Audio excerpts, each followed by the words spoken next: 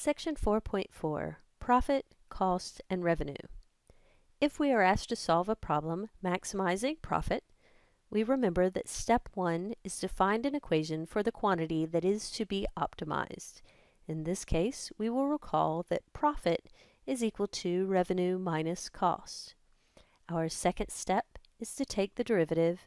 Our third step is to find the critical points. So we want to determine where the derivative of profit is equal to 0.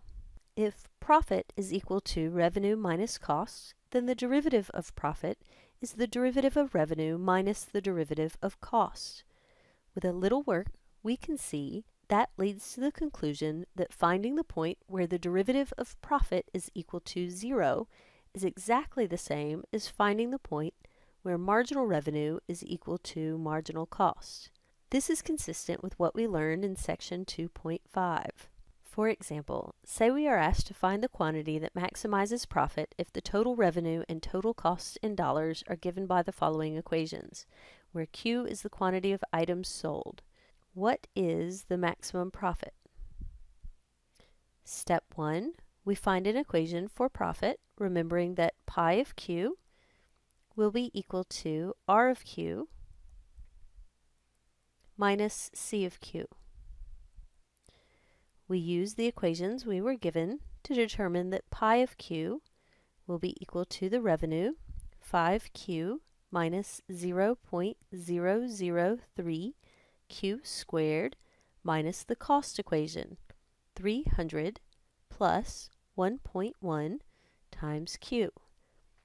Be careful at this step to remember that we want to subtract revenue minus all of cost. So the second set of parentheses is very important. Our second step is to take the derivative. We find pi prime of Q is equal to 5 minus 0.006 times Q minus 1.1. Our third step is to find the critical points. So we want to know where this derivative will be equal to 0. So 3.9 minus 0.006 times Q is equal to 0.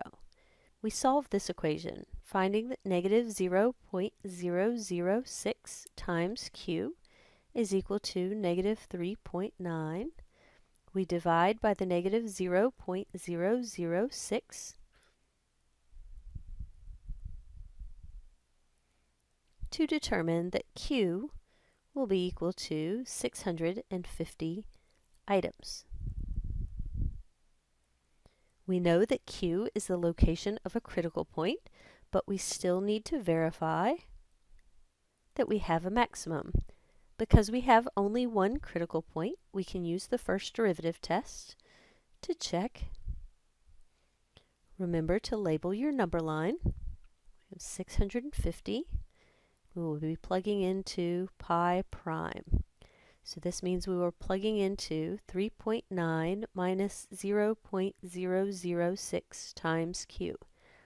If we plug in a number less than 650, say we plug in 0, we will get a positive value. If I plug in a number bigger than 650, say we plug in 1,000, we will get a negative number. If the derivative changes from positive to negative, we know that profit changes from increasing to decreasing, and we do indeed have a maximum. Remember, step 5 is to go back and answer all the original questions in the problem. Our first question was to find the quantity that maximizes profit. We have done that. Q is equal to 650 items.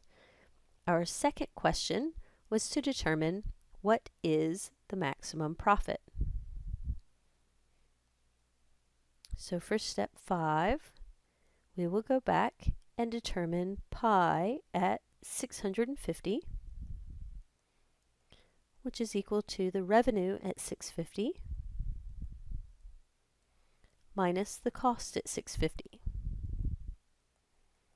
You can use your calculator to determine that the revenue at 650 is 1,982.5, and the cost at 650 is $1,015. If we subtract, we find that our maximum profit is $967.50.